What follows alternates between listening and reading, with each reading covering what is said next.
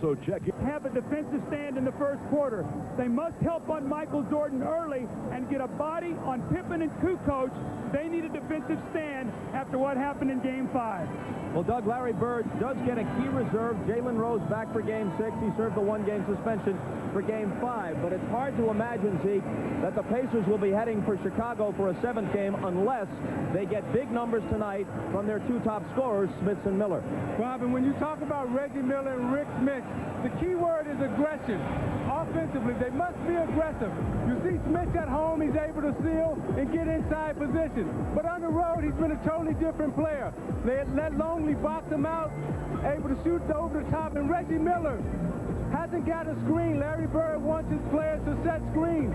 Miller can't get his own shot, so therefore Harper's chasing him off screen.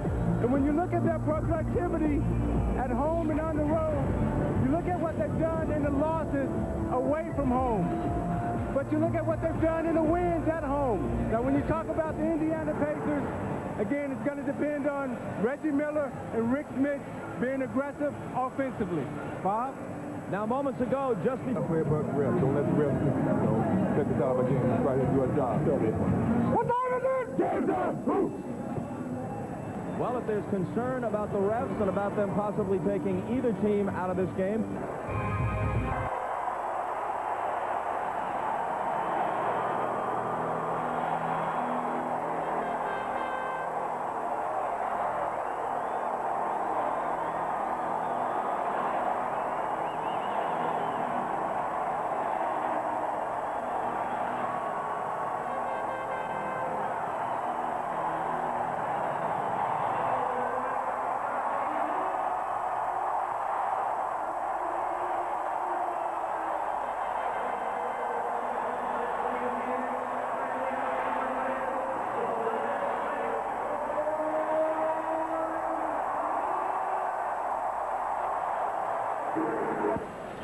Okay.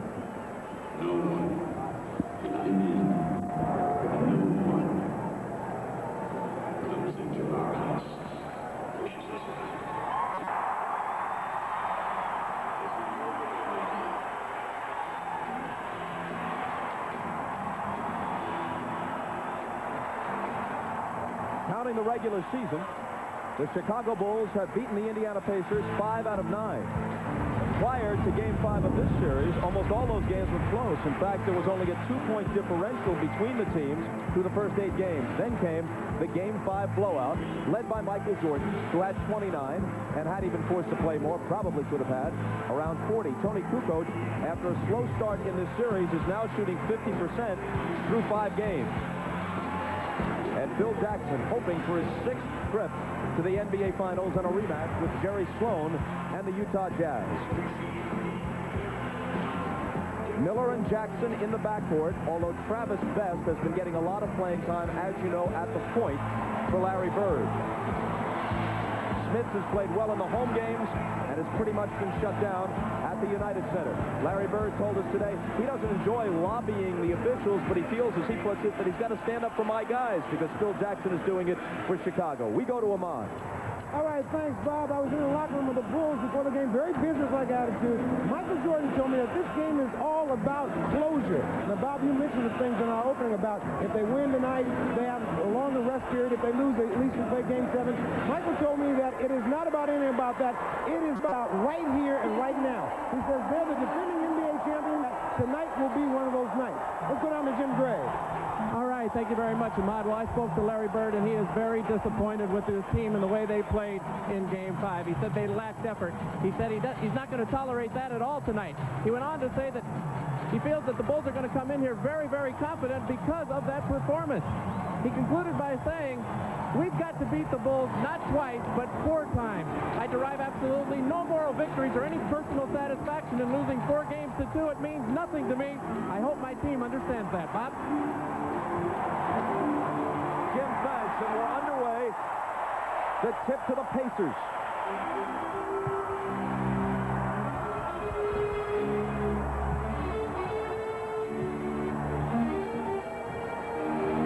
Smith from Miller. He takes the game's first shot and gets the roll on it.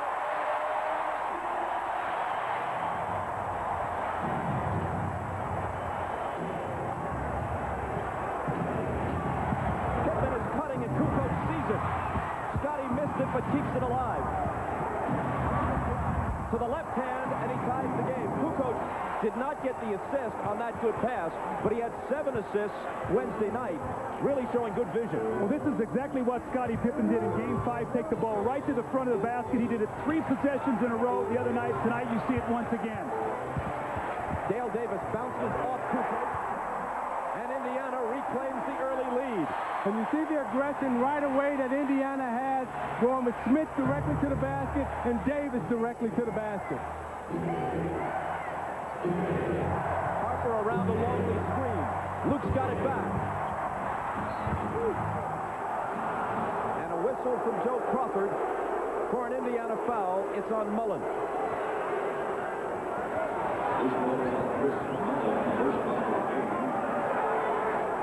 Larry Bird told us earlier today he's looking for some aggression. Controlled aggression, sure, but some sort of aggressiveness from his team. He felt they were entirely too passive as the game got away from them in Chicago on Wednesday night.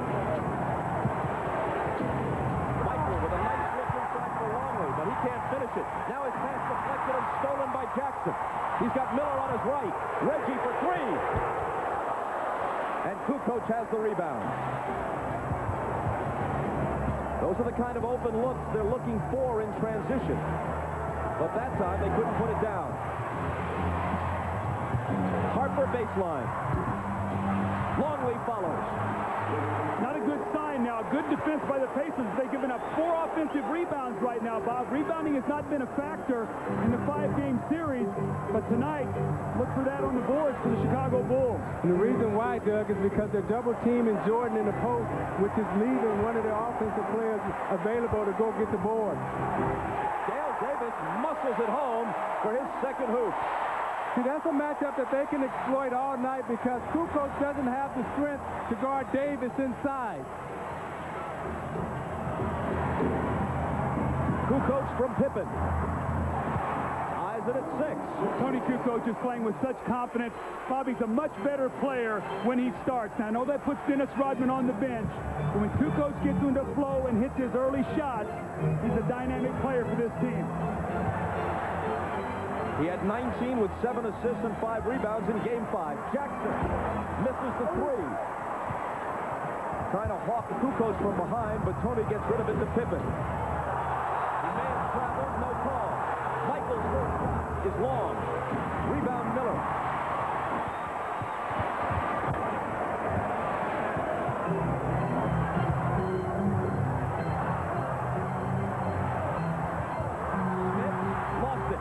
Jordan chases it down.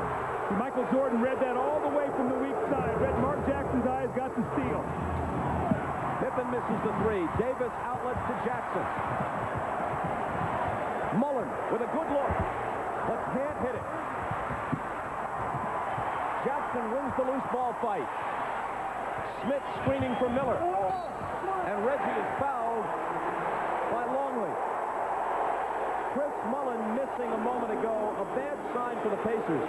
Because the Bulls are so good defensively, and Mullen at this stage of his career has lost what little quickness he once had, it's hard for him to get his own shot. But even when he has gotten open looks off passes and screens, he hasn't hit them consistently. He's shooting only 35% and averaging only 7 points a game in this series. Bob, what impresses me most about Reggie Miller, the way he started this game, he came out and took an open 3, and then he put it on the floor and drove to the basket. And that's the type of aggression offensively that he must have and continue throughout the course of this game. Good sign also for the Pacers. They came up with 2 loose balls on that possession. They didn't get any of them in the United Center the other night. Kukoc misses a 3. Jackson clutches the rebound.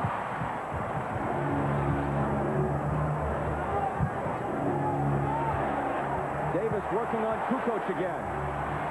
Jumper in the lane. Missed it, but he was fouled.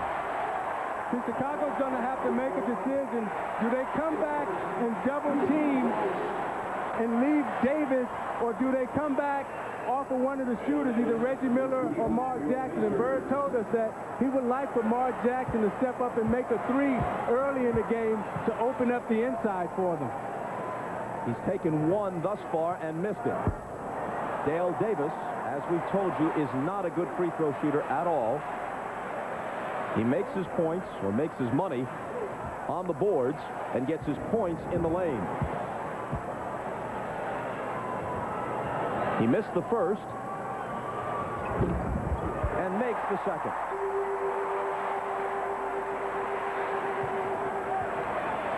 Four minutes in, Michael Jordan hasn't scored. He's missed his only shot.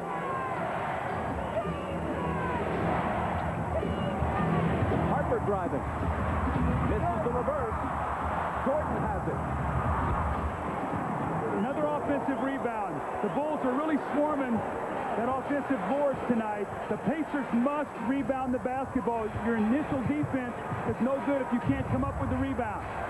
Michael's first basket makes it 9-8 Indiana. Jackson out to Mullen. Now he gets it back. Smith turns and hits. Mark Jackson, vital for him to penetrate. He faked the outside jump shot, got in the lane. Smith slides to that open area, and he finds him. Great start for Rick Smith today. Davis comes over to help Miller with Jordan.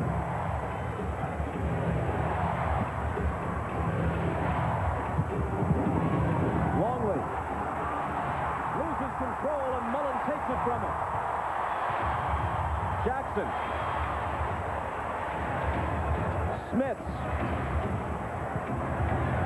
Miller hops one for the corner. It's short. Gets it back. Kukoc knocks it away from him. It's still Pacer ball.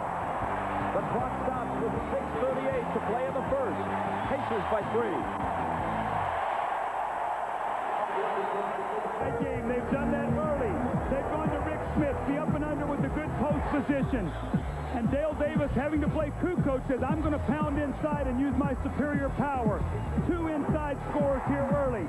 Vital for them to get in the paint early to open up the perimeter. You don't start outside and go inside. You want to go inside, outside.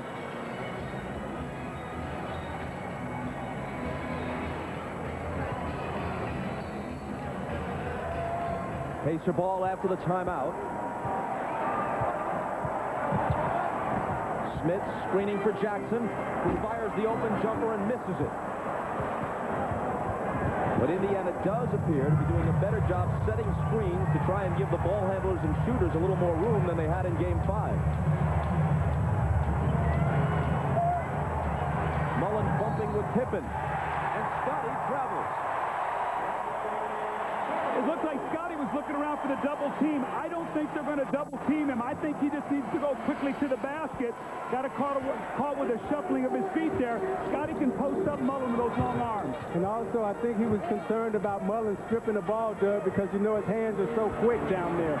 Jackson's floater swatted away by Kukoc. Here goes Jordan. Mullen fouls him. Michael hits it anyway and will get the free throw. How about that concentration by Michael Jordan? The breakaway, Chris Mullen really didn't want to let him score here, but if you're going to take this kind of foul on Michael, you've got to grab his right arm. And what Chris did, he reaches in and he hits him on the head. Look at the concentration. He keeps his eyes on the target. The greatness, he's always thinking 3 instead of 2.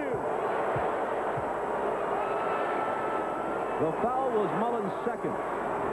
3-point play, 5 points for Jordan. Game tied at 11. Bob, a lot of times guys hear that whistle and they sort of give up on the play. Michael hears that whistle and he thinks basket and foul.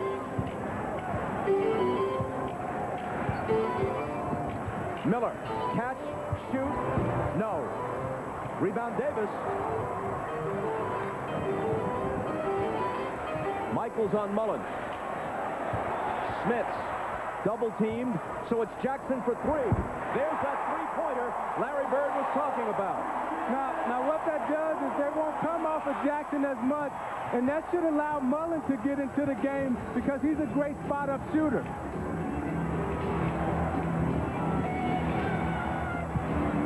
Longley, left hand over Smith, and a whistle. The foul is on Smith. Let's go back to the previous play. Isaiah, what this opens up, when Pippen goes back and helps, if Mark Jackson will make this shot, then when Scotty closes out, now he can get the penetrating dribble, get in the lane, and find his open shooters, whether it be a Mullen, a Smith, or a Miller. We see Mark Jackson leaving the floor. I think he collided with Michael Jordan on that last play. He's replaced by Travis Best.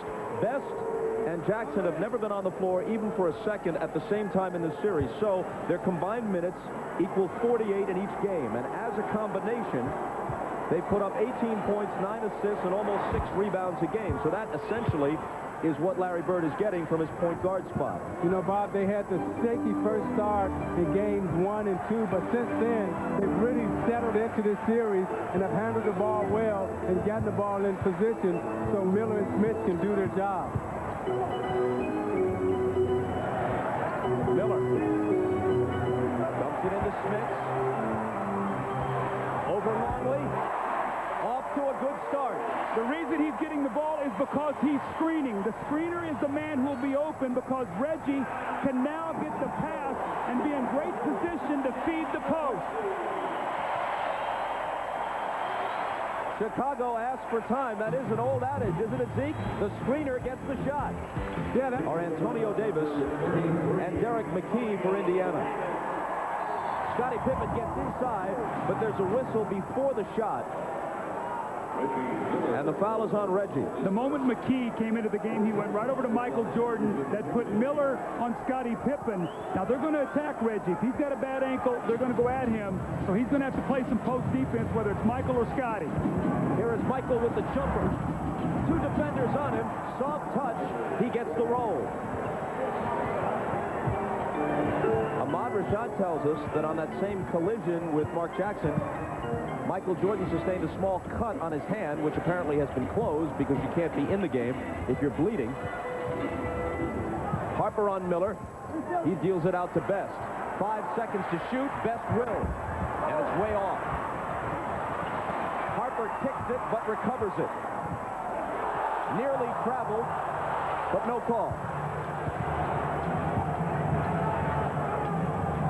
Bulls down by 1. Illegal defense warning against the Pacers.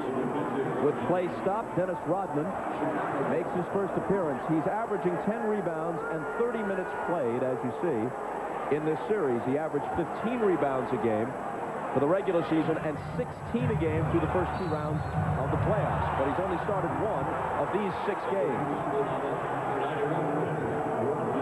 Reggie Miller is very upset here. He feels like that Dennis Rodman bangs him on this shuffle cut. And so Antonio goes over and gives Pippen a bump. So you already see the Pacers have put more bodies on the Bulls player tonight than they did the entire Game 5. And Doug, as we talked about in Game 5, the speed of the Chicago Bulls is the thing that gives the Pacers problems. So when you put a body on them, that negates that speed. That's Davis's first. Pacers are over the limit. For complete coverage of the NBA Conference Finals, go online and step into the NBA.com arena. Listen to a live audio broadcast, view real-time stats or shot charts, and watch video highlights of every contest. After the game, look for news, photos, notes, and interviews. NBA.com, your ultimate guide to the playoffs. Pippen, who was 6 of 9 at the free throw line in Game 5, which isn't great, but is an improvement over the 50% that he was shooting through the first 4 games, makes them both here, and the Bulls lead by 1. You can see after every made free throw, the Bulls have gone to full court pressure. Davis got inside for the dunk.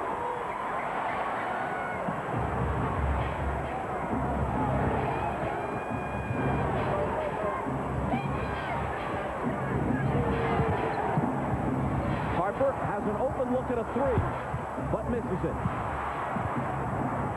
Dale Davis has the rebound.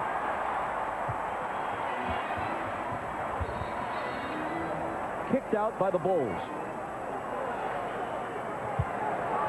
Indiana made 8 field goals in the entire first half of Game 5, going 14 minutes, incredibly, in one stretch between the end of the first and a substantial portion of the second period without a field goal. They missed 18 consecutive shots during that terrible run. They've already scored 7 times from the field in the first 9 minutes or so of this first quarter. Bob, they've come out and been very aggressive defensively, and that's helped their offense. And you can see how Reggie Miller, how he's pushed Michael Jordan off the post. And that ties their first half output, their 8th field goal on the McKee hook. This has also been a pattern. Anytime McKee has been played by Michael Jordan, they've gone at him in the post and tried to post up Michael. That time they were successful.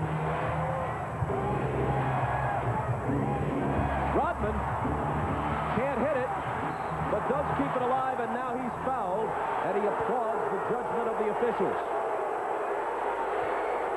It's 1 on McKee. Again, you must make Michael Jordan play on both ends of the floor, so McKee is going to try to post him up here. He gets good position. Michael is so very strong down there, but Derek McKee takes his time, uses his height advantage, and gets the little baby hook to go in the lane. Rodman makes the first. Isaiah, have you noticed that Dennis Rodman has had a lot of layups in this series, and it looks like he's shooting them too quickly. He has more time, but he's catching it and just sort of flinging at the basket. I think he'd slow himself down.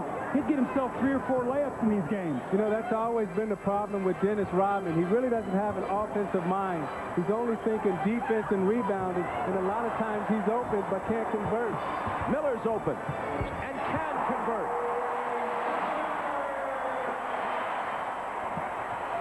So Chicago is pressuring Indiana up court, and anytime you feel pressure, the best way to beat pressure is with the pass and not the dribble.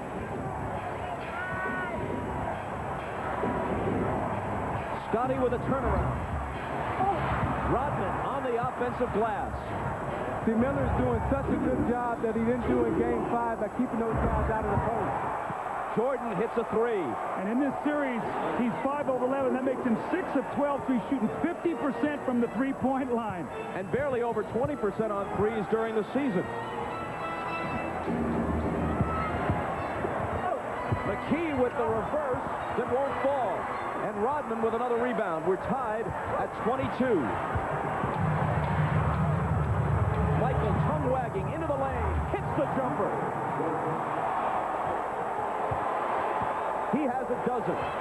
Half of Chicago's output so far.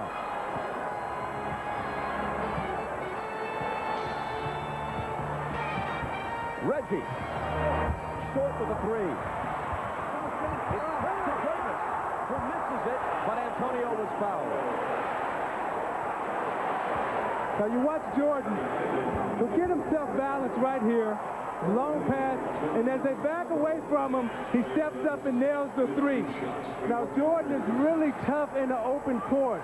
Loves to go right, gets the angle on Miller, squares himself up, and there's nothing Reggie Miller can do about that when he has that type of angle on him. The foul was on Pippen, his first. Randy Brown comes in for Chicago as Davis misses the first free throw. Here comes Bill Wennington off the Bulls bench, and Kukoc will sit down.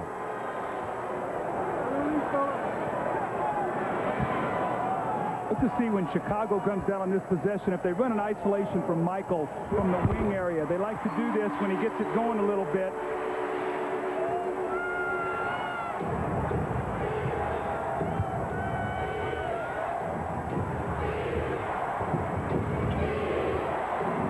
Here's Wennington. His first touch results in a shot that's short. Out of bounds and touched last by Chicago.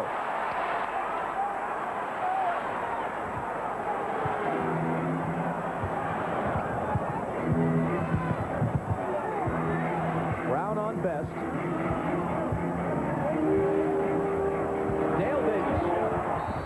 Fouled by Wennington. That was a great sweep-through move by Davis. He faced Wennington up and then swept the ball right to him, and Wennington couldn't move his feet. Watch as he established his position. Now there's the sweep. And he's going and he catches Wennington. He can't move his feet, and now you got him beat. That's a great post-up move by Dale Davis. A hand for Jalen Rose, who's preparing to report in, which is all he claims he was doing toward the end of Game 4. The league saw it differently. Said he came off the bench during a fight and suspended him for Game 5. Even with him, and probably with the Indiana National Guard, the Pacers weren't going to win Game 5 in Chicago anyway, the way it turned out. Well, if they would have made that substitution, then Reggie Miller wouldn't have been in to make the game-winning shot, because just who Jalen Rose claims he was coming in for. Now, Bob, Bob, look for a 2-for-1 possession here for Chicago right now with 39 seconds. They like to close quarters very strong, and we have a tie game right now. They'd like to get 2 hoops and stop Indiana to go in with the lead. They bring in a shooter in Steve Kerr, replacing Randy Brown. Game tied at 24. Michael knocked away from behind by Rose. Jordan thinks he was fouled. The officials don't.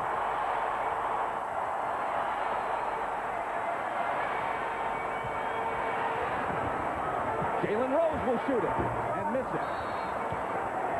Rodman's going to be called for a rebounding foul.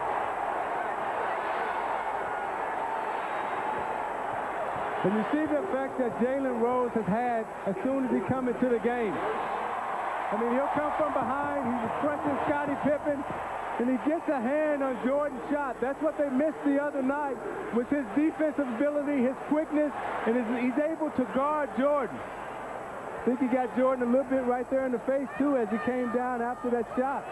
Now, Isaiah, it's going to be very important. Both Davis boys have gotten to the free throw line in this first quarter. It's important they make their free throws. You get in these kind of games where this hotly contested, where there are no layups, free throws become very, very important. And Davis, Antonio Davis, flangs the first one. Now you look at what Indiana's bench has done. That's been the key to their success the whole season, is the way their bench has been playing. However, the problem in this series, Doug, is that their starters have been outplayed by Chicago's starters. Dale Davis rebounds Antonio's miss, but they still come up empty. Rodman has been taken out by Phil Jackson, replaced by Dickie Simpkins. He was still jawing with Hugh Hollins, and I guess that Phil didn't want to risk a tee. Steve Kerr pops and misses at the buzzer. Through the first 12 minutes, tied at 24. Jordan with triple Miller's output. Reggie just 1 of 5 from the floor. No advantage established yet. Back for the second quarter at Market Square after this. This is, as you know, the NBA on NBC. Harper double team. Finds Longley. Now Rodman. Misses the bank attempt, and Jackson has the rebound. Jackson pulling up in the lane. Ball knocked free, and Rose chases it down.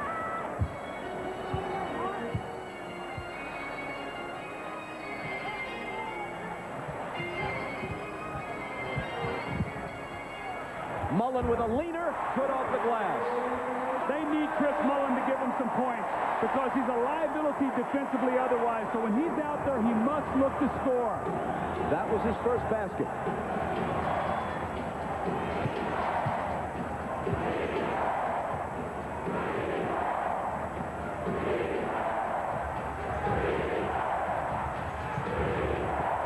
Longley had both Harper and Pippen underneath, but the pass goes astray.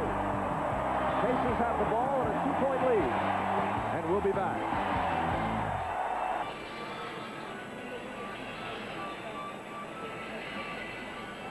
East in Pompano Beach, Florida. Tonight's pilot, Jim Maloney, who I assume is not the former Cincinnati Red. Larry Bird wants Rick Smits to stay involved in the game offensively, not just occasionally, but every time down the court. They need his offensive input, and they need him to touch the ball and work the ball around and pass it or go to the hoop, like he has right now. Bob? Good call, Jimmy. There was a great screen by Antonio Davis that freed up Rick Smits coming across the lane. And Scottie Pippen more reluctant to help because Mark Jackson hit that three-point shot. Timeout, Chicago.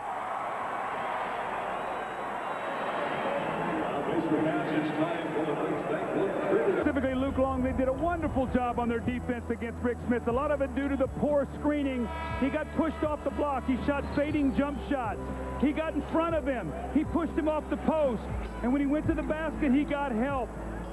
It was a long night, 3 for 11 from the floor, and a long night also for the Indiana Pacers. Tonight, Rick Smits, he's been a different player here at home. He comes off the back screen. It's a double back screen. He catches it in the post. He takes his time. He looks around, gets his rhythm, fades away, and a little patented baseline jumper. After the timeout, Bulls trail by 4. This is the biggest lead for either team. It's been close throughout. Pippen's floater's no good. Harper has the offensive rebound. I think Smith may have got away with a goaltending right there.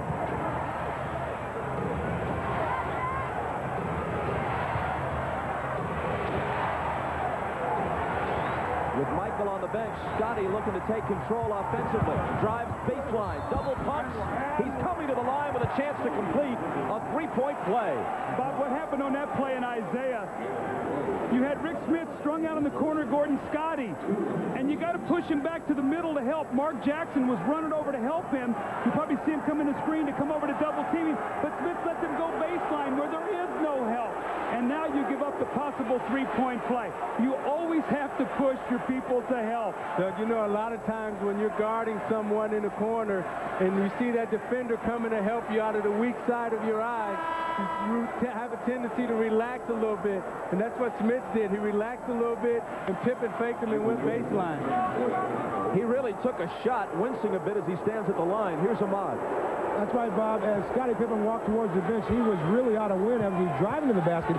He took an elbow by Jalen Rose just as he let that ball go, but obviously he's still able to continue playing. Bob?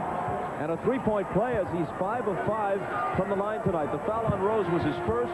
Jordan checks back in, and it's a one-point Indiana lead. Pacer ball. Well, they're really making a conscious effort to put a body on Pippen every time he moves. Chris Mullin just set a backcourt screen on him. Pippen ran into some contact, and that's what they did so successfully, Doug, in Game 3 and 4. Bob, now Chicago has gone small, so they'll put Kukoc to Smith, and there's another one of those threes by Mark Jackson. They virtually dare him to take them, and now he's hit 2 out of 3. Reggie Miller's back in for Larry Bird. Scott Burrell is open. He has not been putting down open shots like this in the past several games, so it's important for him to hit his first one tonight, which he just did. Kukoc could not front him, so he should just take his time to double team. Mark Jackson will be able to now penetrate. Kukoc has him on a switch. Jackson's pass into the lane, broken up by Burrell and taken by Kukoc. All the way to the hoop and fouled by Jalen Rose.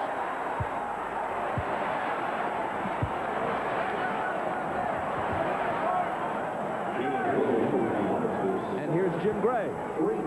All right, Bob, well, there's been so much talk about Reggie Miller's sprained ankle. In Game 4, he said he shouldn't have been out on the court. He hit the game-winning shot. Felt the same way going into Game 5. Also said it publicly. Larry Bird said to him, hey, if you can't be on the court, I don't want you on the court. That's what he told us today, Bird. He said, come to me before the game. If you can play, we'll play you. If you can't play, I don't want to hear after the game that you shouldn't have been out there. Reggie gave him the thumbs up, gave me the thumbs up, and he's out there playing. Bob? Thanks, Jim. Zeke, concealing or downplaying injuries is part of the game, especially in the playoffs. You're absolutely right, Bob, and you never want to let on that you're injured in the playoffs, especially if you're the leader or the superstar of your team, because that gives the Chicago Bulls a right to attack you. The ball was kicked, and the Pacers will have it out of bounds. Larry Bird was telling us in his office today about the '87 finals between the Celtics and the Lakers, two of the greatest teams in NBA history, and Kevin McHale played that series with a broken bone in his foot. I remember that series because they beat us to advance, and Lambeer, every time McHale came down and tried to post up, Lambeer was kicking him in the foot. Jalen Rose hits the open J. I can't believe Bill Lambeer would do something like that unless you told him to do it. Hey, we wanted to win, and we would have done anything to beat the Celtics at that time. Lambeer was, of course, a noted pacifist. Here's Kukoc. Bulls trail it by 3. Jordan has trouble with the dribble. Ball loose. Michael turns it over.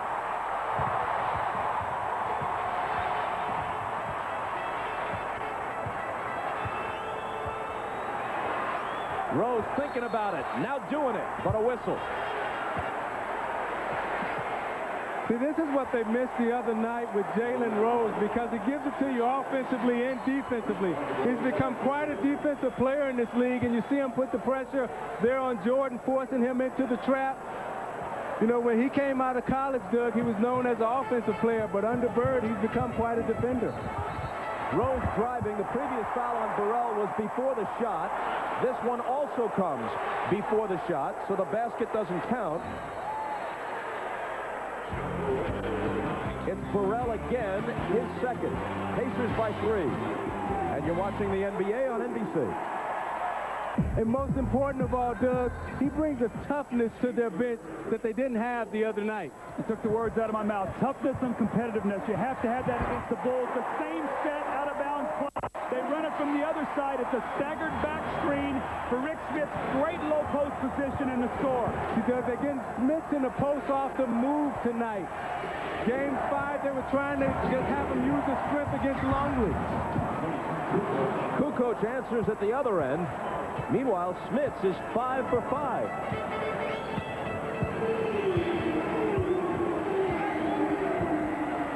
Smith will get a little jumper here on the rotation. You called it. 6 for 6.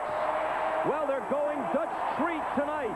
And he's important for them, but Jackson recognized early that he had a mismatch with Kerr, backed him down, the double team came, and Smith was able to nail the jumper. Kukoc wheeling to the hoop. Out of bounds, and let's see who has it. Chicago will.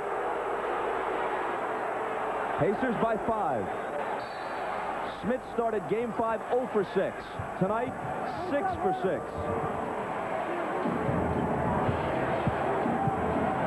Michael, turnaround on Miller. Spins out, followed by Rodman. Smith just can't block him out. He's not quick enough. They didn't double that time. They let Reggie play him straight up. And although Michael missed the shot, no block out. Jackson drives on Kerr and connects. As soon as he saw Kerr as the defender who tried to use his superior quickness to get past him, Jackson is not quicker than many defenders he faces, but he is a bit quicker than Kerr. Well, that's a battle of the 2 slow turtles.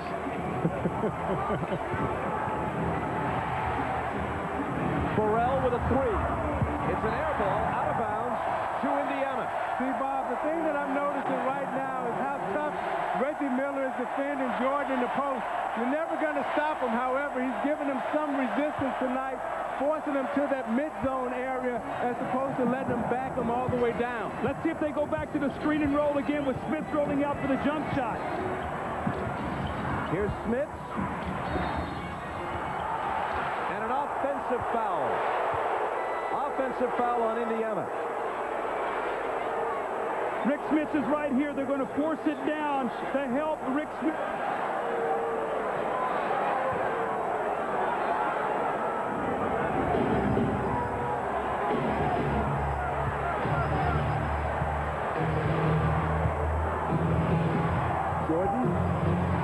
To Longley. Back to Michael for the reverse. He was fouled.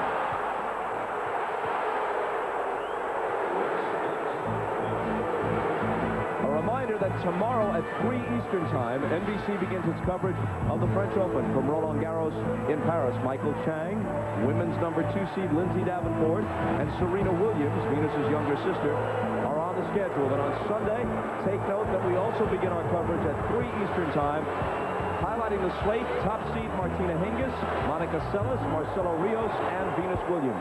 That's the French Open tomorrow and Sunday, each day at 3 Eastern on NBC.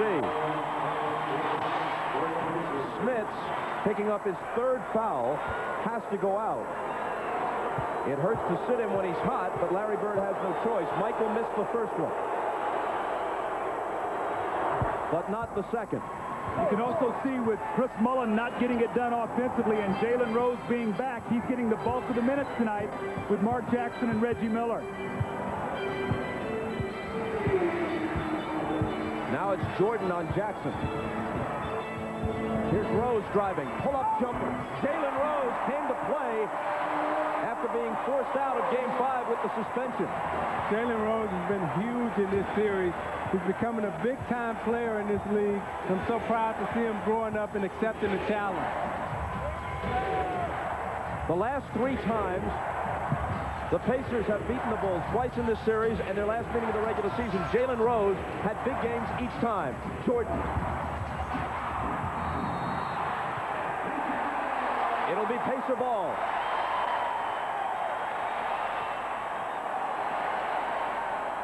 You watch Jalen Rose off the Jackson penetration, the pump fake, the little show and go, uses his momentum against Burrell to get the shot off.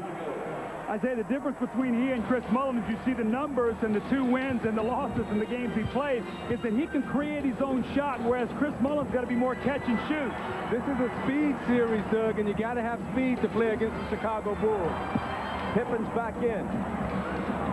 Jalen Rose. This time he misses. A foul as they battle for the rebound, and it's Longley. So they caught Longley holding Davis's arm underneath. He was out of position, and he went up for the rebound, and Longley locked his arm underneath. 2 on Luke. Each team with 14 fouls in this quarter. They'll each be over the limit with their next one. Antonio Davis. Jackson. 3 of 4 on threes in this first half. If Scottie Pippen is going to double team, Mark Jackson must make that shot. Thus far he has. Pippen to the hoop.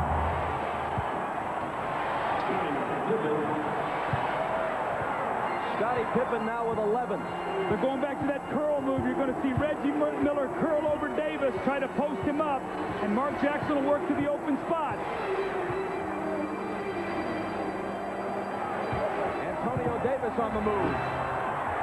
It hung on the lip and then fell home. See, they're making Longley move his feet. They're pulling him out 15 feet away from the basket and letting Davis use his foot speed to go around him. Listen to the crowd at Market Square, all of them on their feet. Pacers by 9. Pippen can't cut into it. Kukoc bats it to Harper, and Longley is rejected. Harper chases it down. Someone got a small piece of that, and Jackson has it. Looking for a double-digit lead. Jackson to Dale Davis. He's fouled.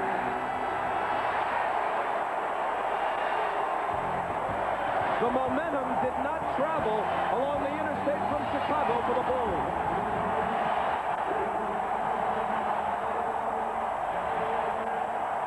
Hey, David, can I have it? You kick One stretch. The Pacers are shooting 61% in this half, and they've made 11 of 12 in this second quarter. But one thing they cannot cure is Dale Davis's inefficiency at the free throw line. He misses again. The Davis boys combined are 3 for 9 right now from the free throw line. Remember, these guys are getting there. They've got to be able to convert. They could blow this into a double-digit lead by half. And the reason why they're so successful on offense this first 2 quarters is because they only have 3 turnovers. They're handling the ball much better than they have in the past. Davis's second free throw does establish a double-digit lead at 10. And now Pippen loses it. Here comes Jalen Rose. He's got Miller on his left. He pulls up and fires. And back rims it.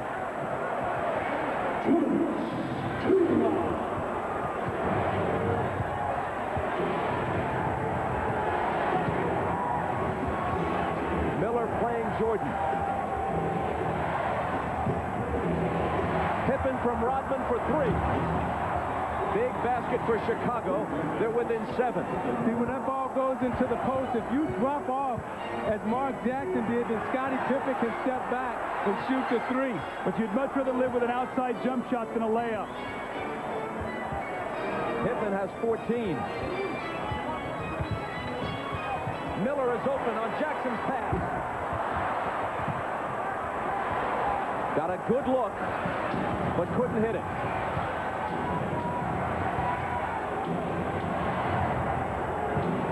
Kukoc.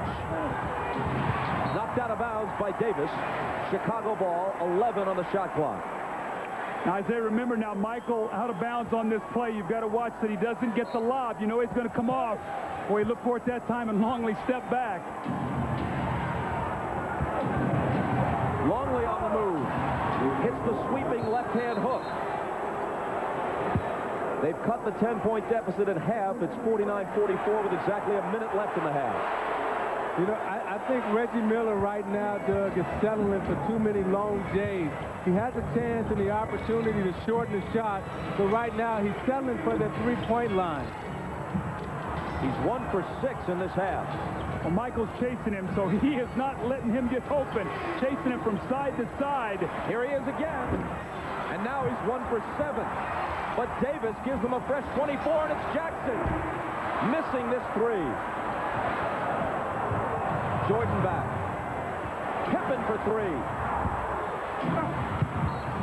Out of bounds to the Bulls. Remember, Jalen Rose had a breakaway jump shot from about 12 feet that would have given him a 12-point lead. If the Bulls can score here, they can cut it down to 3. That's how those little shots and those runs change everything, Bob, especially going into the halftime break. You know, and Jim Gray told us that Bird told his team in the huddle that these last 2 minutes was the most important 2 minutes of their season, because he knew Chicago was going to make a run here to try to cut the lead, and they have. Shot clock and game clock virtually identical.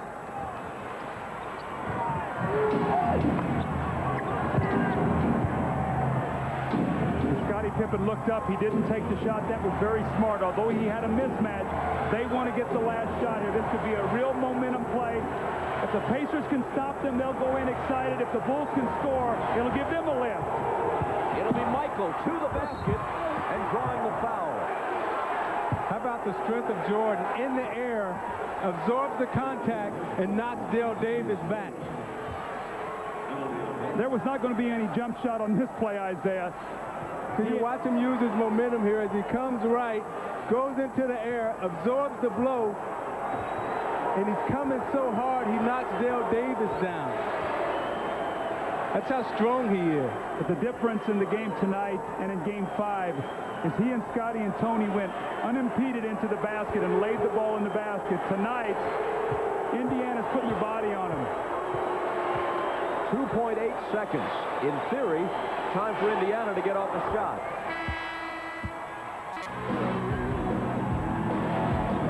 You look how the points, as you pointed out the other night, when he's hot and he gets into a rhythm, he likes to start inside. And what Indiana has been successful in doing tonight is that they've kept him on the perimeter thus far. 15 in this half for Jordan. Pippen has 14. A little under 3 seconds. Davis trying to get it in. Jackson behind the back will have to heave it at the buzzer. And what was a 10-point Pacer lead is sliced to 3 at the half.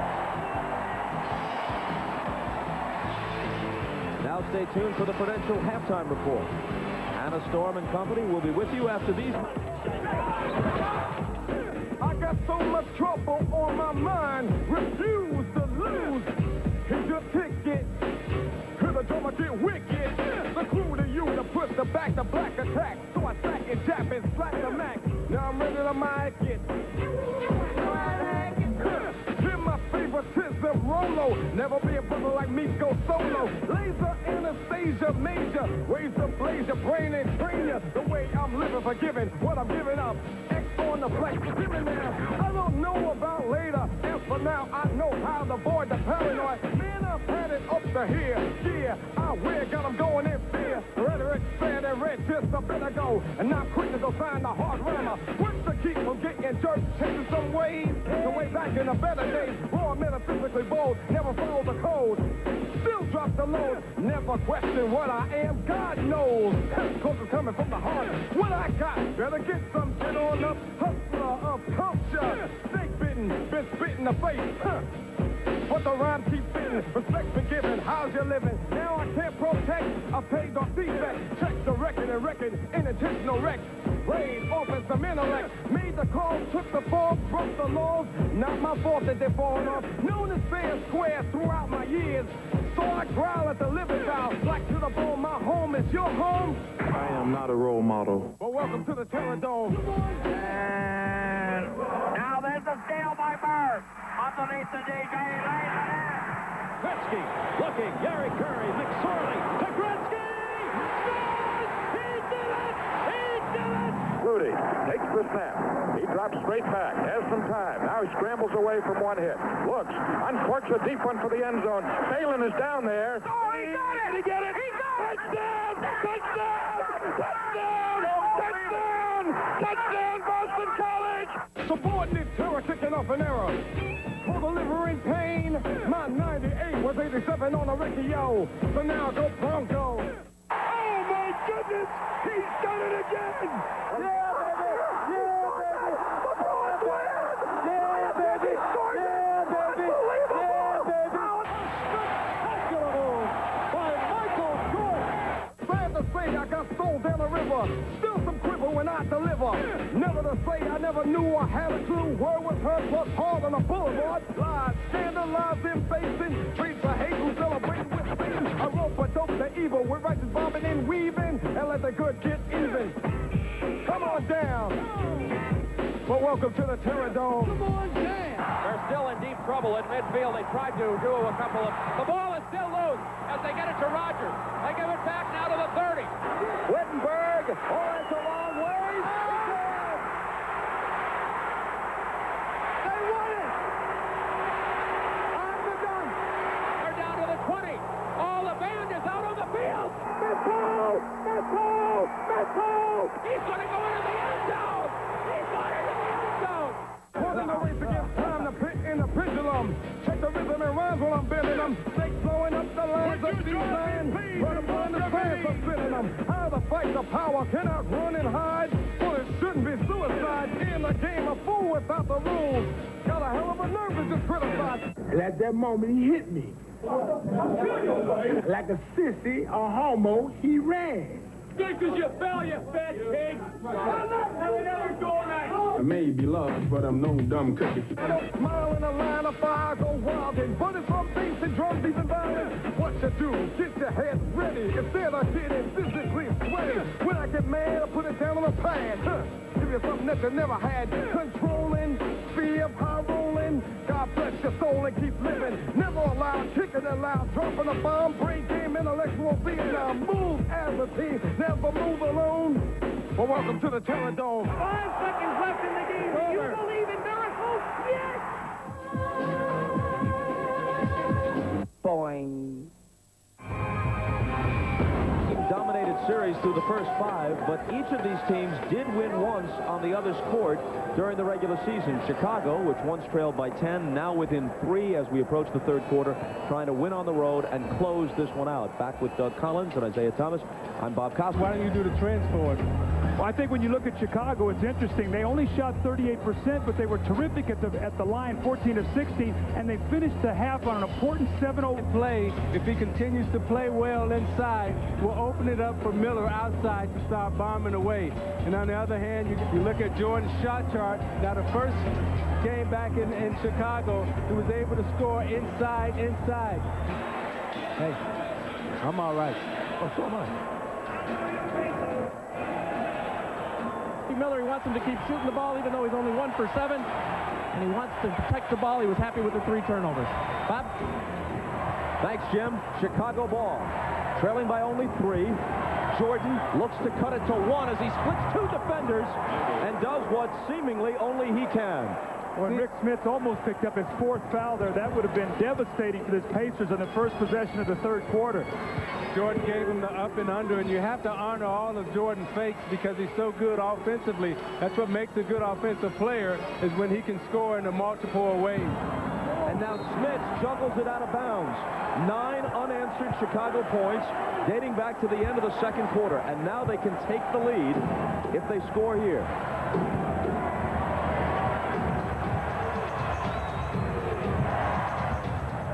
Mullen hits the deck. Pippen fires a 3. Halfway down, but it pops out. And there's a whistle on the rebound battle. And it's Longley hit with his 3rd. So both centers, Smits and Longley, each have 3. Now you watch Jordan in the post. He'll be patient. He reads the double team, gives the fake. Both defenders go for it. The nice up and under and the step through.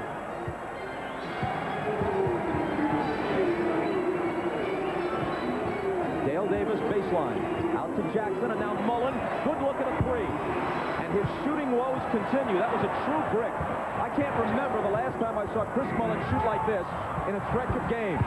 We all remember seeing Michael Jordan do that night after night. Chicago, with 11 straight points, has turned a 10-point deficit into a 1-point lead. It's going to be interesting to see how long Bird will stay with Mullen. Miller, and that's way off. Didn't draw iron. The Bulls think that Larry Bird's going to need a timeout. They're on their heels. Pippen misses the three, and Davis has it.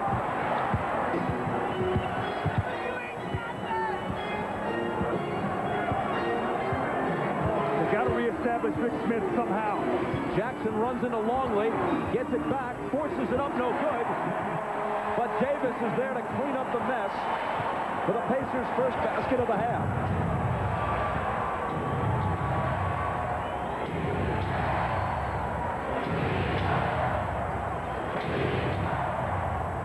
Michael guarded by Reggie. Into the lane on him. Kukoc all alone. Longley gets the tip. See, that's the difference between Michael Jordan and Reggie Miller. See, Michael Jordan can create other ways to score. He can go inside and score. He can go outside and score. But Miller only has one way to score, and that's off the jump shot, so you can shut him down. As Reggie receives the pass, there's a Chicago foul. Looks like Harper. Watch the punishment that Reggie Miller takes on this play. He's going to start to cut. Watch Kukoc step out. Now, this guy's not known for physical play. He gives him a bump. Harper chases, and he runs right through the pick of Rick Smith and gets the foul. But you can see Reggie Miller's working so hard to get a shot. Pippen blocks Jackson, but fouls him over the back. Scottie Pippen was so concerned about Reggie Miller being on the other side. He wanted to force Jackson away. So he opened up Jackson's left hand, and Mark went right down the middle, and Scottie came over the top and fouled him. Now, what we saw in the first half was when Chris Mullin could not get it going, Larry Bird wasted no time coming in with Derek McKee and Jalen Rose. So he's going to give Chris Mullin, I'm sure, a chance here, maybe to get some shots. But there is no tomorrow. This is an elimination game now.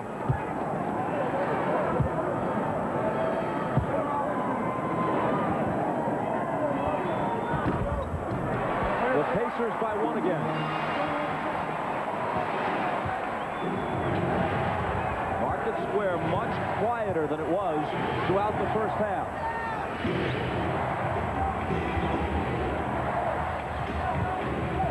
Miller trying to guard Jordan, but can't.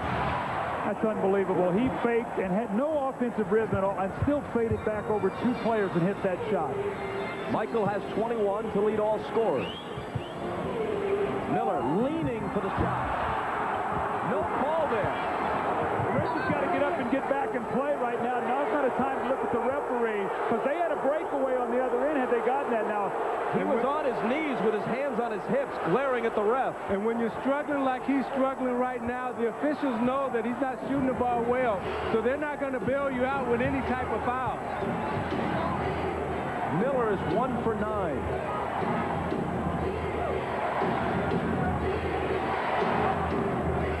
Another Jordan jumper, and the same result. As he continues to sizzle, Miller is ice cold. See, with this group right now, neither Reggie Miller or Chris Mullin are hitting, and they've become once again a perimeter team. They've got to try to get the ball inside. To Davis this time, and it's Jordan who fouls him. Michael, though, meanwhile, is 9 of 13, while Miller is 1 of 9. Watch this pump fake, Isaiah. Look at this, and then he gathers himself. Here comes Smith with the hand, and the great players get the great bounces. And in this time, he steps out and he squares him up. Reggie says, I'm going to give you some space. I'm going to give you the jump shot. Michael says, I'll take it, and he buries it.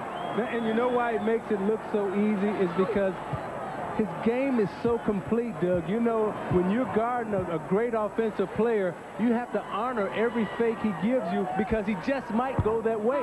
And with Jordan, you have to go for every move that he gives you. If not, then you step back and you give him the J. So when you're talking about Michael Jordan, his mindset is either I'm going to make the shot or I'm going to miss it, but you as a defender have nothing to do with it.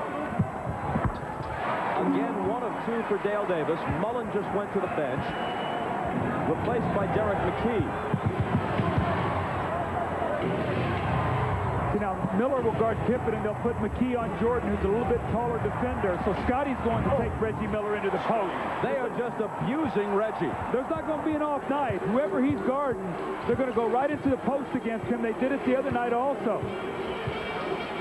Bulls by 4. Let's see if Smith can answer. He can. See, Smith is on the move into the post. He's not fighting lonely. And when he's on the move, he can use his speed. 14 points on 7 of 7. See, Scotty wants it in the post once again. He told Luke, get out of here. Jordan fires a three. It's just short. Smith takes the rebound flat-footed.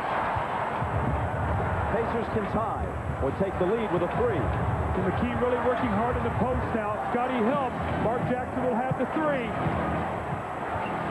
You called it, but he elects not to take it. It's Smith from the head of the circle. His first miss. McKee follows and misses. Ball still loose and Harper has it. Now to Pippen. Michael on his right.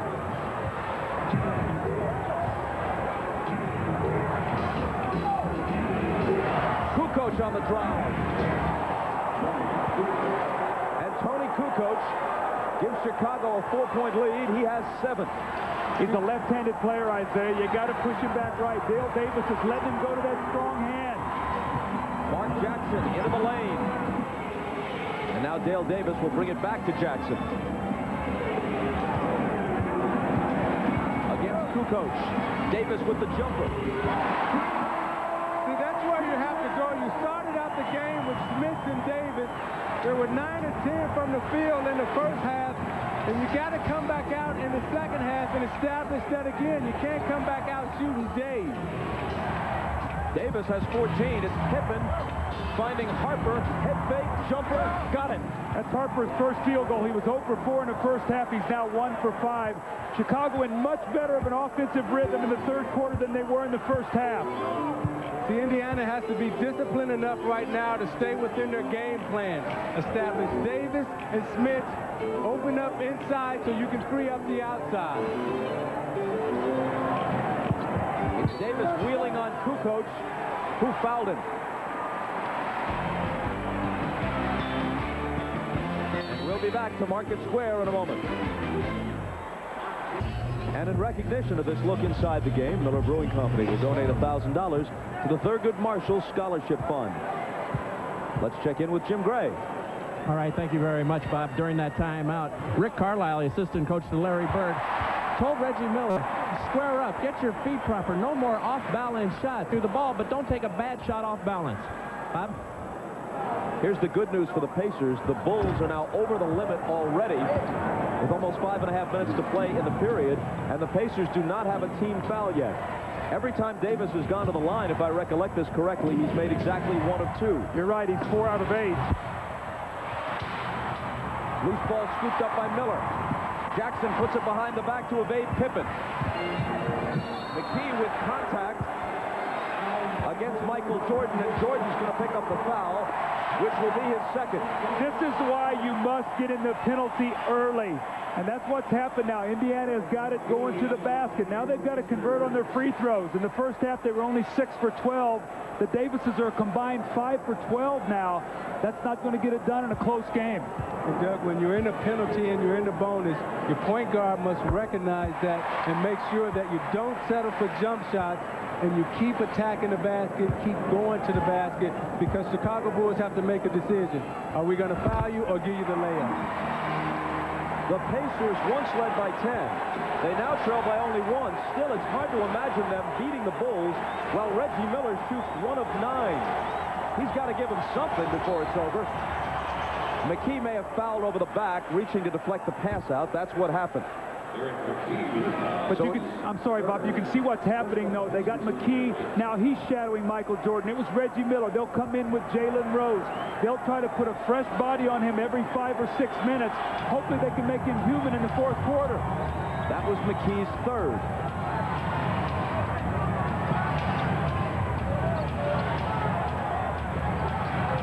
Kukoc backing in. Fade away. Won't go. Smith takes the rebound. Jackson looks to push it up the floor, but Harper cuts him off. Smith from Davis. He was fouled from behind by Harper, but can't believe he couldn't complete it with the slam. Well, you know what happened, Bob? He didn't know that Harper was behind him. Otherwise, he would have put 2 hands on the ball. He thought he was wide open. Kukoc takes himself out of the play. Smith's man's help. Now he thinks, I'm wide open. And Harper comes over and gets a piece of it. If you got 2 hands on that ball, it's a 3-point play. You know, this game reminds me so much of game 3 and 4, when at the end of the third quarter, Bird brought in Antonio Davis and Jalen Rose, and they thoroughly dominated the third and the fourth quarter. Let's see if that happens tonight.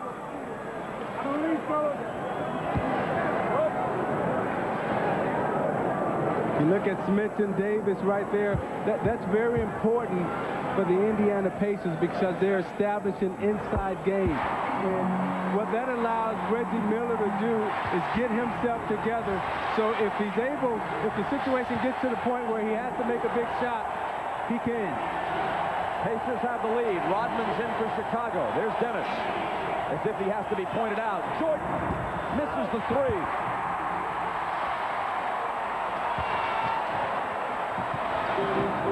McKee, cut off by Pippen. Keep taking the ball inside. Make them foul you. Don't settle for the outside shot. Looking for Smits. Jackson throws it on his foot. Foot race to the loose ball. Won by Pippen. To the hoop. Those kind of plays just kill you as a coach, Bob. You got a chance maybe to go up 3, get a little bit of a spurt going. You turn the ball over, Pippen gets a layup. See, Smith has to be smart right here. He's got to set the screen and slip right there. So he set the screen and he slipped because Longley's overplaying him. So he read the screen and slipped right to the basket. Isaiah, what you're talking about is when Miller comes off the screen, Luke Longley is so aware. Watch what he does. He loses contact with him, and Smith goes right to the basket. That's a nice play and a nice read. Just the movement of Reggie Miller created that for Rick Smith. And Smith must stay on the move, Doug, because he doesn't have the body strength to fight Longley inside. The first half he was successful because he stayed on the move. Smits, in his 10th year out of Marist, made the All-Star team this season for the first time in his career. And you notice Smith improving in every series. He'll start slow, but as the series goes on, he gets better and better because it takes him a while to figure out the defense underneath that teams are running against him. He makes 1 of 2. The game is tied at 64. Travis Best in now guarding Pippen. Will Pippen take him into the post and they'll punish him in there? He looks to do it. Now backs up to the side. It's Jordan. Quick turnaround. Michael Jordan gives Chicago the lead and gives himself 25 points. And you see Jordan wearing that right side of the court out. The shots that he's made this quarter, most of them will come from that right side. Miller in the lane. Tried to put it up with the left hand, and now the outlet pass is intercepted by Jordan. Here's Longley driving to the hoop, completing it, and coming to the line. Reggie Miller got so far under the basket, he tried to switch it to his left hand, and his shot hit the underside of the rim. Then the attempt at the saving pass back up top was picked off by Jordan, and that ignited this break. You watch Reggie Miller coming off the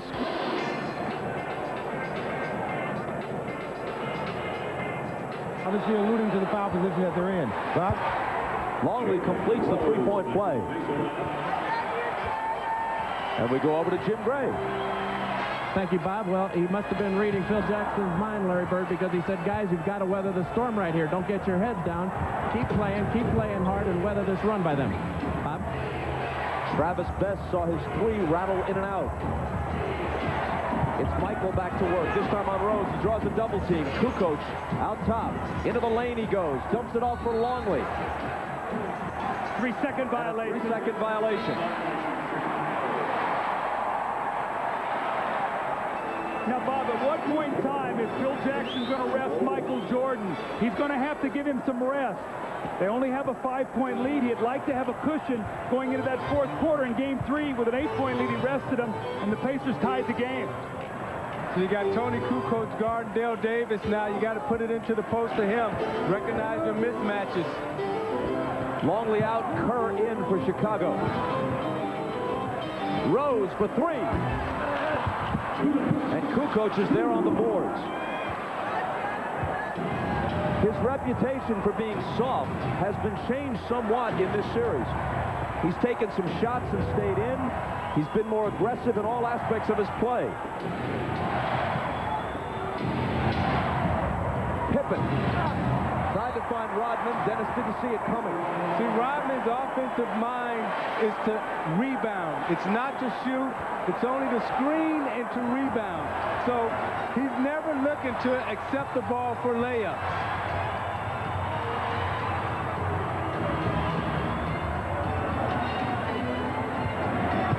Antonio Davis draws a double. Best gets into the lane. Nifty pass to Dale Davis. See, that's the Davis you got to go to because he's being guarded by Kukoc. Not Antonio Davis, but Dale Davis. As Travis Best knows, this is the Eastern Conference Finals elimination game, and whipped it behind the back. Wow. Here's Michael. His pass deflected by McKee, but right to Pippen, who overshot it. Antonio Davis battling Rodman. Jump ball. Let's take another look at that great pass from Travis Best to Dale Davis. Now you watch the guard penetration, and he gives him the up, behind my back. Did you see that? Dale Davis said, I got you, baby, but a two-handed slam dunk. And Dale Davis now has 17. Let's see if Phil Jackson's going to rest Michael here. Get the last minute and then the timeout. Actually, it's going to be Kukoc. A lot of times as a coach, you try to buy that last minute, and then you get the timeouts rest, maybe the first minute of the fourth quarter. Maybe you get 7 or 8 minutes rest, but only miss a minute and a half of the game. Pacers win the tip.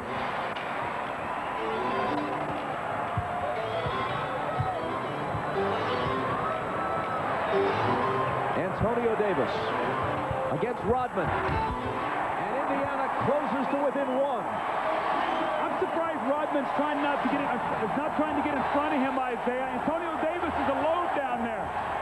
The crowd's back in it, that's for sure. Kerr to Pippen.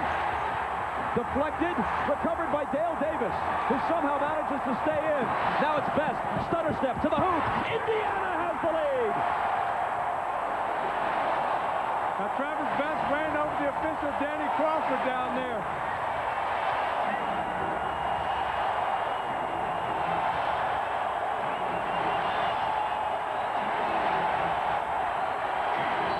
Pippen and a whistle.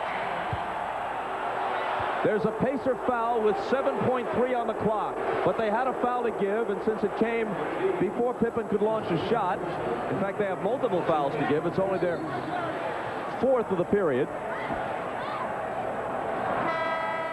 But they're first in the last 2 minutes.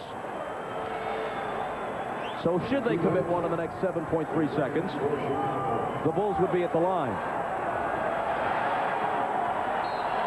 As it is, they put it into the side. Burrell with the left hand rejected. Rose heaves it at the other end.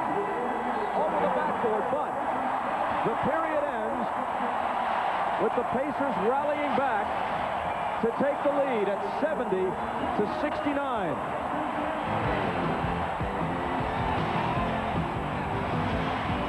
And we're back. After these words from your local station, you're watching the NBA on NBC.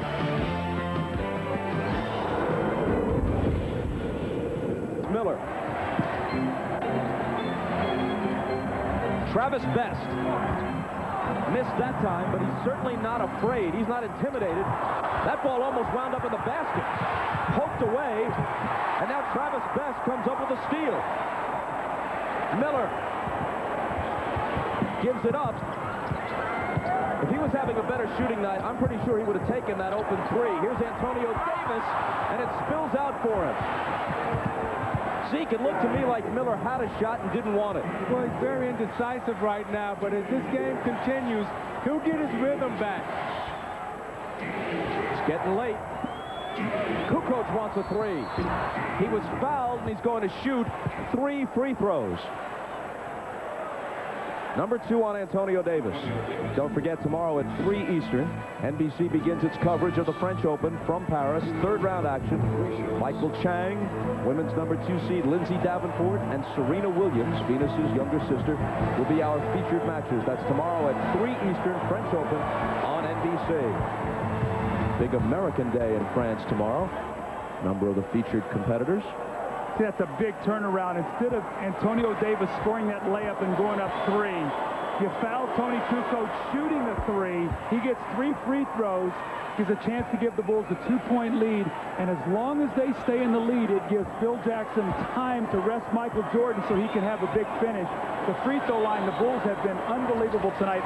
18 out of 20 now. And Doug, I think another interesting point to watch is to see how long Rick Smith stays out of this ball game, because he's 7 or 8 from the field, and he's really established himself in the low post. Kukoc fouled Davis. See, Davis and Smith have really been giving the Bulls problems. Those two combined tonight are 13 to 15 from the field. So you want to keep exploiting those two matchups. That's 4 on Kukoc. And Phil Jackson gets him out of there with Ron Harper coming back in. Well, really, the only primary scorer right now Chicago has is Scottie Pippen. They have Harper, Rodman, Burrell, and Kerr on the floor. Here's Rose. Jumper over Burrell. Let it go, Luke. And the ball out of bounds to Indiana. Now with Dale Davis and Antonio Davis in the game together with the Bulls' smaller lineup, they should be able to control and dominate the glass. They got to get shots up, and then if they miss, they got to get them back. Just like that. Give yourself multiple shots. Miller gave it up to Dale Davis. Harper got a piece of it. It's out of bounds off Chicago, but they deny Davis the easy 2. See, that's when speed becomes a factor. You see Dale Davis much bigger and much stronger, but Burrell jumped at him so fast that it threw him off balance. Here's Best. Miller, who's 1 of 11 from the floor. Rose on the move. And he was fouled. He'll come to the line with a chance to tie it with 10:27 remaining. The foul is on Burrell. That's his 4th. Isaiah, if we would have talked today and said Reggie Miller would have been 1 for 11 in this game tonight, and Jalen Rose would be at the line with 10:27 to go with a chance to tie this game, I don't think we would have believed that. Well, Dale Davis has taken up part of the slack, equaling his personal playoff high with 17 points tonight.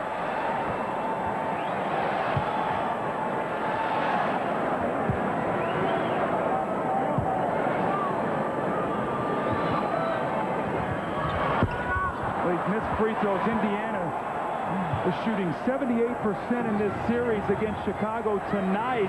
It's been the free throw line that's been the story for the Chicago Bulls.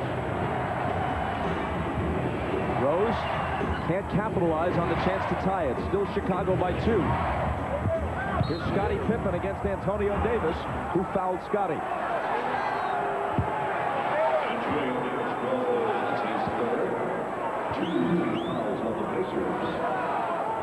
That's 3 on Davis. Both the Pacers and Bulls with 2 team fouls. Chicago ball from the side. Rodman takes a hook. Why, we'll never know. Rebound Davis. They got to set some screens for Reggie Miller. So he can get a shot up, and the Davis boys can play on that offensive glass. Nice pass inside from Antonio to Dale.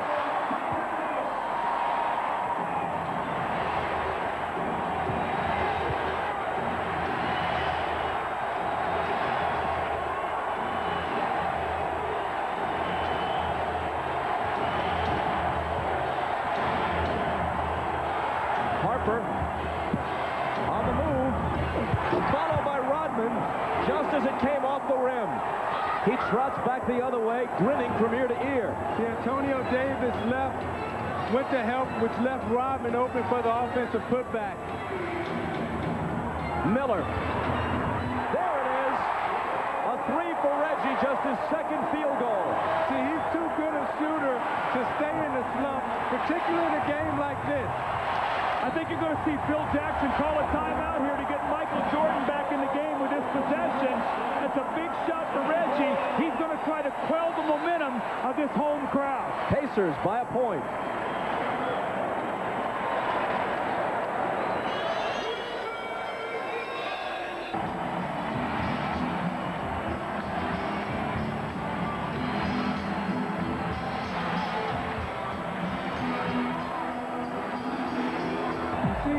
Here with the three-point shot that he takes off balance, and he tries to go into the lane to force some contact to see if he can get some rhythm on the free throw line.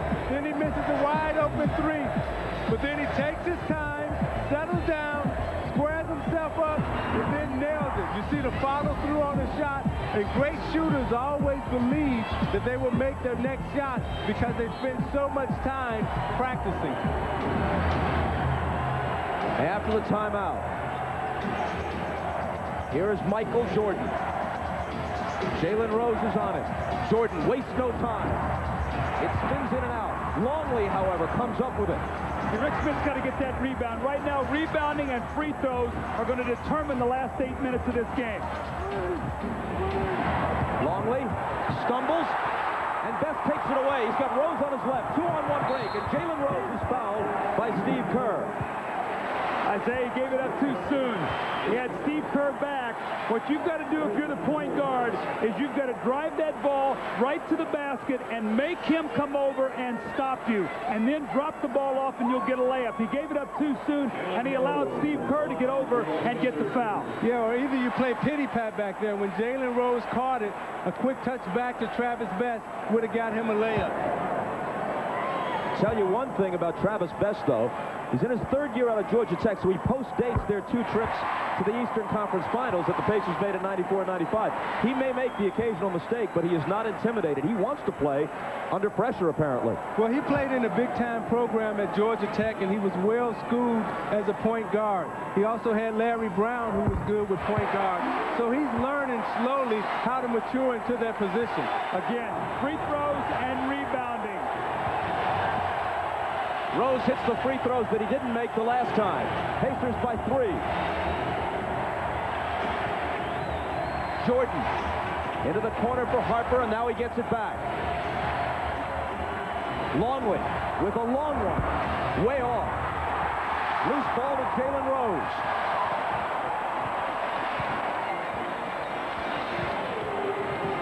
Rose on the move over Kerr. And Rodman skies to snatch the rebound down. Jalen Rose got too excited there, Isaiah. He had Steve Kerr on. Take your time.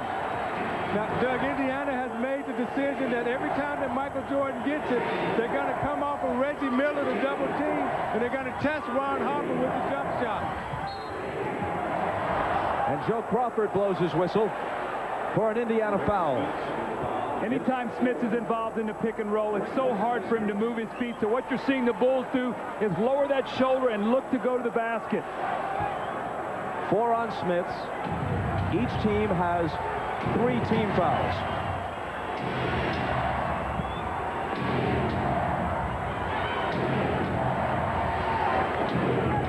Jordan. And a foul as he tries to get rid of it to Harper. Jalen Rose can't believe it. That'll be his 3rd. So you know that the double team is coming from the top. And if you're Jalen Rose, you got to be a little smarter as a defender. You got to force Jordan back to the middle. Ball not free, and Travis Best thought that Kerr might have touched it last before it went out. But they award the ball to Chicago. Bob, that's 14 fouls now against the Pacers. So on the 5th, the Bulls will shoot free throws the rest of the way. Anytime you go to the basket now in Chicago, you want to think about creating contact. They call a foul on Best off that contact.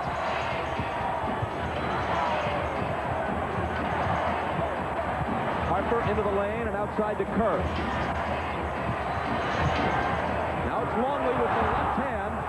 Rodman has it fall out for him. Still he battles and gets it to Longley.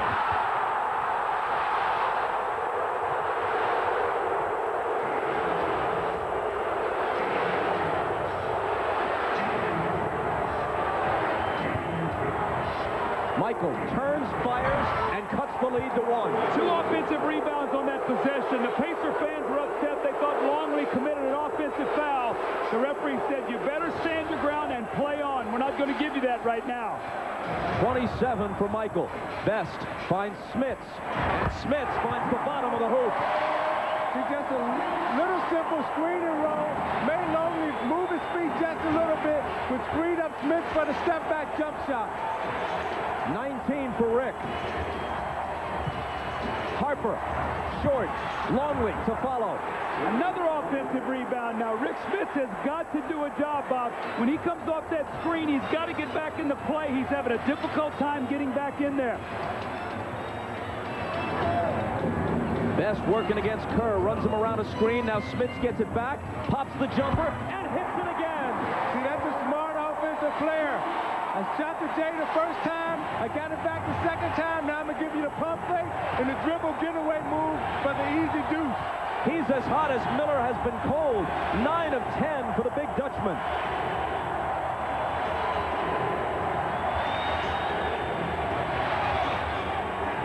Rose knocked it away from Jordan.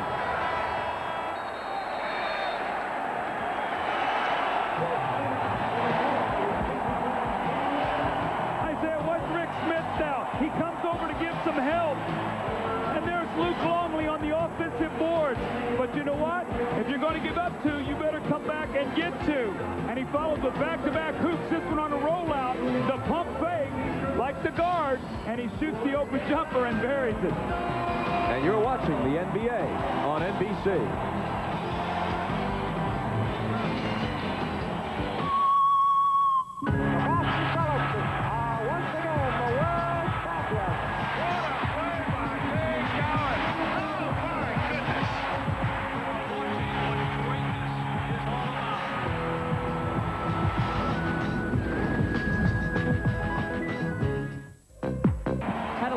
Massage. He's going to continue in the game, but he's very sore in his left index finger, non-shooting hand, Bob. Let's just hope, for Indiana's sake, that the freeze-it doesn't cool him off, because he's sizzling now. Hey, this is the playoffs. You cut that finger off. Well, let's not go to that extreme. Chicago, meanwhile, turns it over. Let's see if they go back to that screen roll with Best and Smith. It's been working. He'll come high now and roll out and look to shoot that shot. Reggie into Antonio Davis, who was fouled. That's Pippen, and it's his 3rd. If there's a Game 7, as you know, it's Sunday night from the United Center in Chicago. An earlier start than these weeknight games. 7 Eastern, 6 Central. Showtime precedes it. And then tip-off from the United Center is at 7:30 Eastern, 6:30 Central Time, if we go to a 7th game. That was a great feed by Reggie Miller into the post to Antonio Davis. Now let's watch these last 5 minutes, because traditionally that has been Miller time in Market Square Arena. 1 of 2 for Antonio Davis, a 4-point Pacer lead. Kukoc back in for Chicago.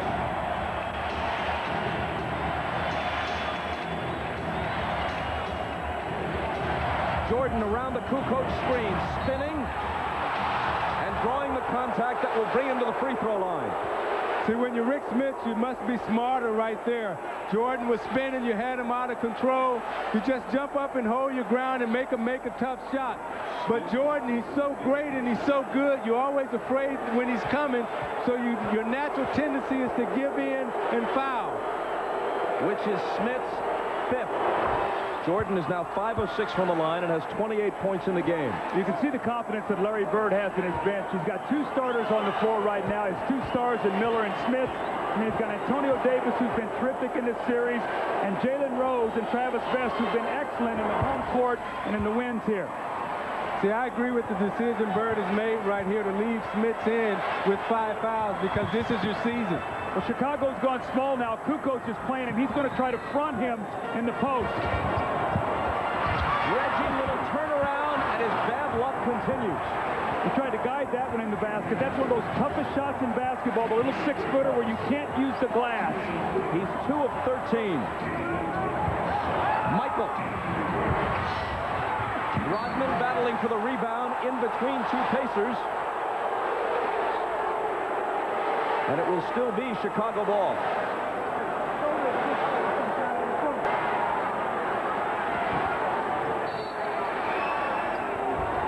Pippen to trigger it in with 4:10 on the clock. Jordan squeezed by Rose. No basket. Offensive foul. 3 on MJ.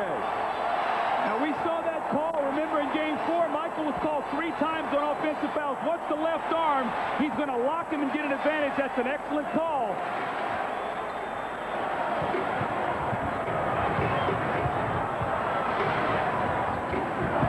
Scottie Pippen got into the passing lane and picked it off. The Bulls can tie with a basket here. Best is playing him. They're going to double team. You got to pick up the cutter. The cutter was Harper, and MJ certainly picked him up.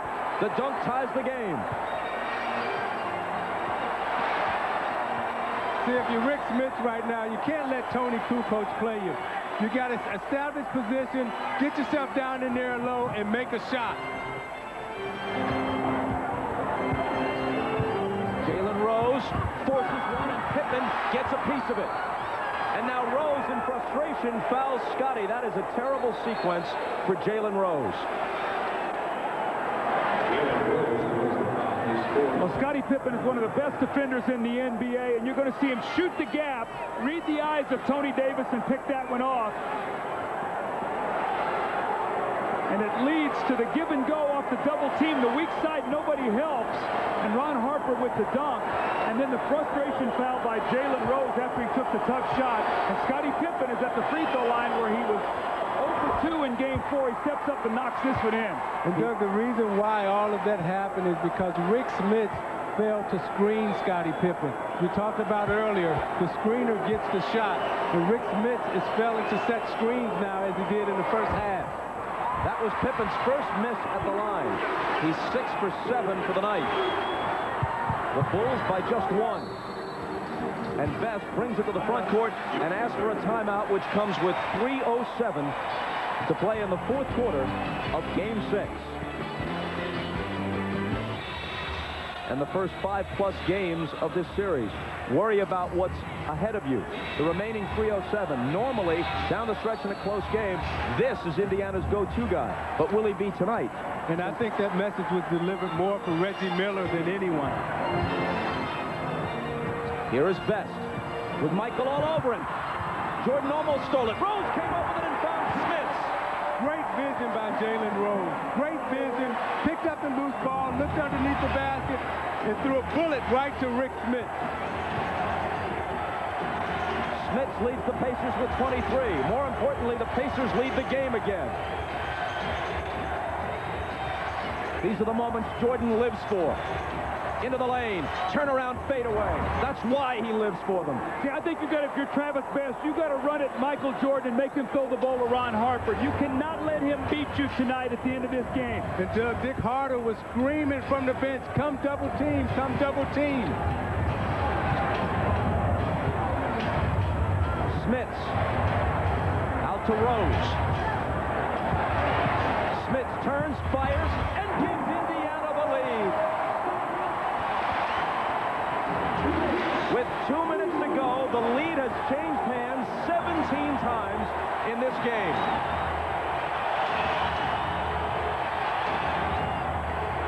Michael. The double team comes. And his shot goes in and out, but he was fouled. Narrowly missing a possible three-point play. That's 5 on Jalen Rose. Now you watch Jalen Rose right here, picks up the ball and throws the bullet right to Rick Smith down underneath. Now Rick Smith takes his time, reposts, sets up, turns around for the J. When you have a smaller defender guarding you, take your time and let it clear out. Jordan's 32nd point ties the game at 86. Luke Longley now back into the game, so Phil Jackson has his best defensive team on the floor. He'll have Longley against Smith. He'll have Rodman on Antonio Davis. Michael Jordan will try to pressure Best and keep them out of their offensive sets. And Longley is also an offensive option for the Bulls because Smits has 5 fouls. Chicago by 1.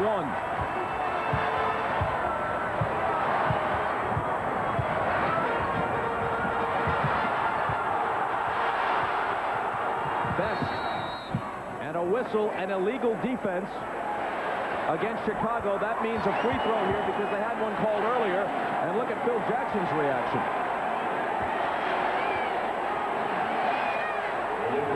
I'll tell you why this is big. Now, if Reggie Miller makes this free throw, it's a tie.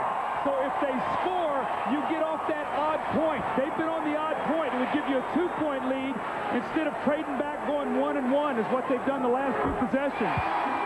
And Doug Smits must be smarter right here.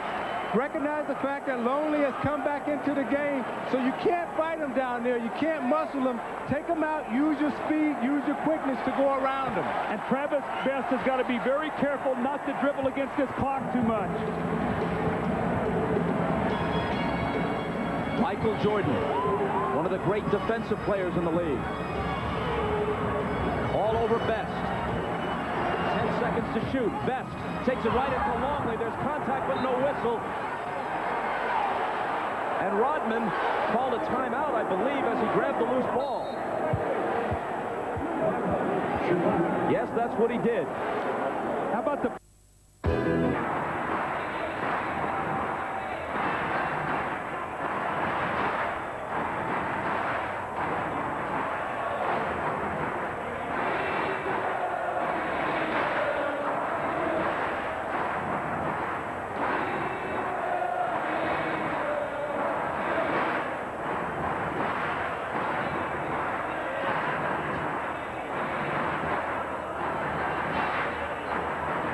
Finals with 2 of the greatest playoff pressure players in NBA history on the floor.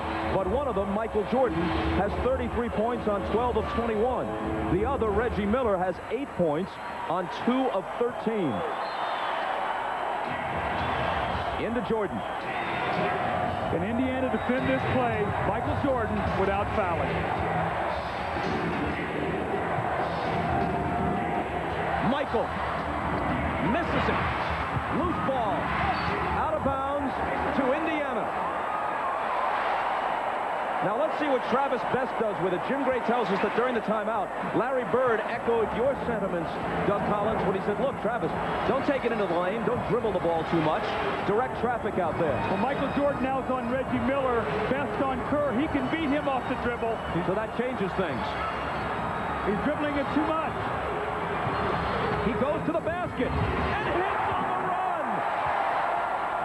He's got his own ideas, and sometimes I guess they're the right ideas. Well, at that time, he was being guarded by Steve Kerr and not Michael Jordan. So he set Steve Kerr up and used his foot speed because he didn't have to go against Jordan's foot speed. Now remember, he made the big play in Game 4 to bring them within 1, almost on the same kind of play. This kid has got no conscience. Up and off the glass, 33 seconds to go, and he have a 2-point lead. No conscience and no fear. Pacers by 2.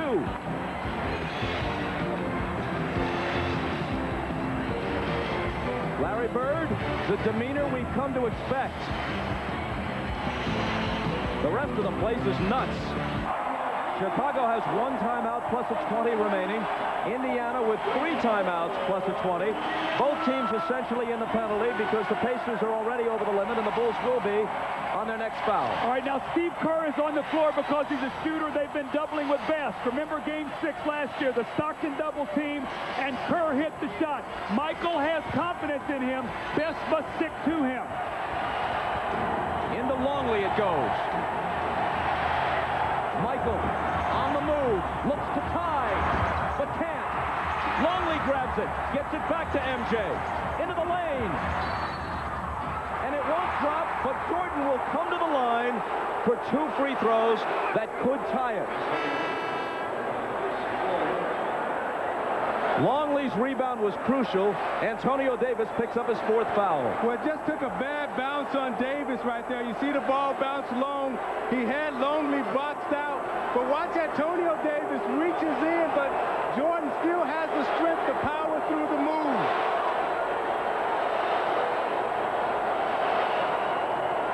Well, the stone face went away. He finally showed a reaction. Michael needs them both to tie. Halfway there into the teeth of a hostile crowd. I don't think the Pacers are going to take a timeout here. I don't think they want Chicago to be able to regroup their defense. Look for them to run a little play here. Right out of this, get the last shot. Travis Best has to watch the double team.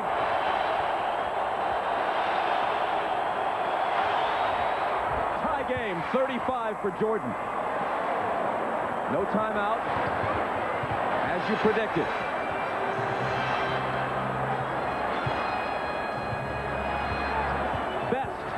To the basket, collides with Rodman. Ball comes loose. A whistle for a foul, and let's see who it's on. I think they gave it to Jordan reaching in. See, Jordan gambled, and Best rolled off of him, used his elbow, and Jordan reached in. Travis Best is 36 of 40 at the free throw line in the playoffs.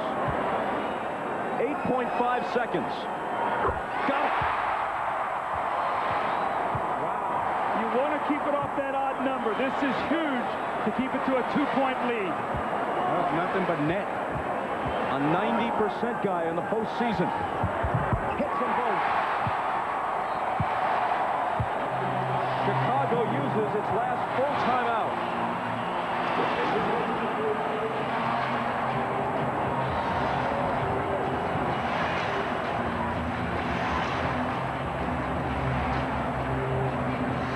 Tonight could hurt Chicago. And who's to say they beat them at home? Now, Ron Harper is in the game. So they've gone to a small lineup. He has Dale Davis on him. So Dale Davis has got to be very careful here. Watch Kukoc on the penetration. It's Michael. That's the guy to watch. He stumbles and loses it.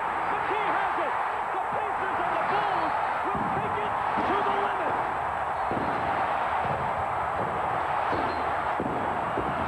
Now, wait a second. The officials are saying that there may have been a foul with a second or maybe tenths of a second on the clock. Right now, they have put 0.4 of a second up on the clock, which is not enough time for Chicago anyway to do anything but rebound the ball and fling it to the other end of the floor. I guess they could call a 20-second timeout. Make the first one and miss the second one, so they can't throw a long pass. If he misses the first one, you've got to make sure that you get that 3-point lead. I think you're going to see him here try to miss this shot. I would put the points on the board right now. I would not miss. Put the points on the board and end the game. He misses it on purpose. Pippen grabs it, and that will do it.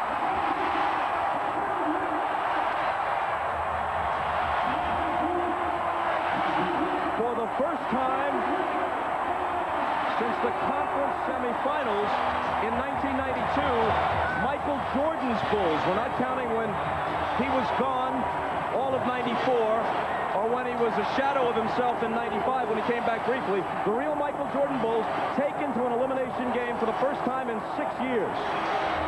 You see, Bird made the decision to bring McKee back into the game for his defensive ability and also his defensive reputation. He has a defensive reputation, so the officials are not going to call a call on him because he has that reputation. Well, you could see that he put his right arm down and gave Michael a push, and he lost his balance. Interestingly enough, both finishes we've had, games 4 and 6 here, have ended with a controversial no call. And you watch Bird's reaction right here. Again, been there, done that. We got a game 7. Congratulations, guys. Wow. These teams have played 10 times this year, and they've split them 5-5. One to decide who faces the Jazz in the final. Here's Jim Gray. All right, thank you very much, Bob. Through the bedlam out here. Tell us about that last minute of play, your big shot. Larry Bird, I heard the huddle. He told you don't dribble the ball too much, try and distribute it. Did you decide to go to the basket when Kerr came on you instead of Jordan? Well, I think it was the case where both plays broke down, and I just had to go to the hoop and make a play. And fortunately enough for me, it worked out. Isaiah Thomas said you had the guts of a burglar. What kind of guts did it take against the defending champions and putting your team on the line for a Game 7? Well, this team has had a lot of confidence all year, and we just been making plays down the stretch of big games. And we just wanted to come out here and play as hard as we could, and things worked out. Imagine that the Pacers would have won a game in which Reggie Miller shot so poorly. No, not really, but we have a bunch of game people on this team, a lot of character, and I think we should. Game 7. Thank you, and I just want to say hello to my parents and the rest of my family back at home.